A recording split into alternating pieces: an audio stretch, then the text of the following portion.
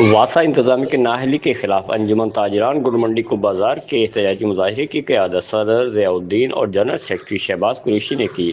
مظاہرین سے خطاب کرتے ہوئے انہوں نے کہا کہ بسم اللہ الرحمن الرحیم، میں مطالبہ کرتا ہوں محترمہ مریم نواز صاحبہ سے کہ گزارش ہے کہ آپ نے ملتان ایم ڈی واسا کو جو 27 ارب کا فنڈ جاری کیا ہے، اس کے باوجود کب بازار گر منڈی 15 دن سے جو پانی کے اندر پریشان ہے، دکاندار حضرات نے اپنی دکانیں بند کی ہوئی ہیں۔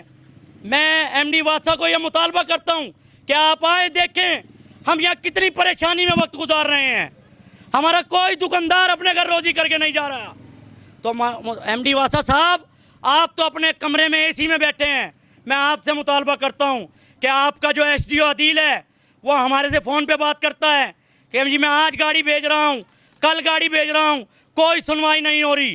جو آپ کا سب انجینئر ہے احمد ہاشمی صاحب، وہ ہمیں کال کر کے کہتے ہیں کہ آپ میڈیا کو نہ بلائیں، ہم آپ کا معاملہ حل کرا دیتے ہیں۔ 15 دن سے ہمیں اس پریشانی کے اندر انہوں نے ایسی تیسی ہماری کر رکھی ہے۔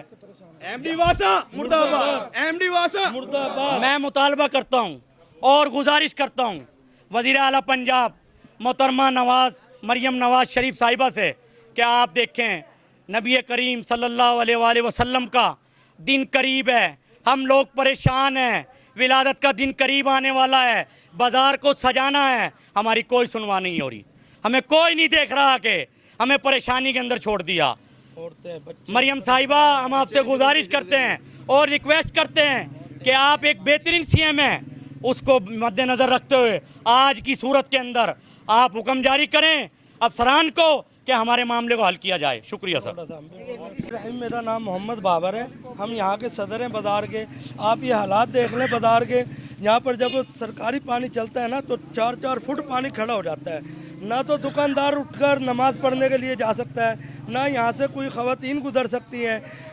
سرکاری اسکول کا راستہ یہ ایک واحد راستہ ہے جو تمام علاقے کی بچیاں اسکول پڑھنے جاتی ہیں، اور سرکاری ڈسپنسری بھی اندر موجود ہے جن میں مریضوں کو بہت زیادہ دشواری کا سامنا کرنا پڑ رہا ہے۔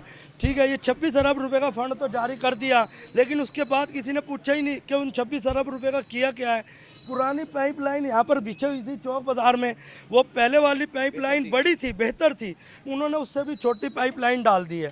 ٹھیک ہے، احمد ہاشمی اور ٹھیکیدار، میں حلفاً کہتا ہوں انہوں نے تقریباً 27-28 کروڑ روپے کی کرپشن کی ہے اس کے اندر۔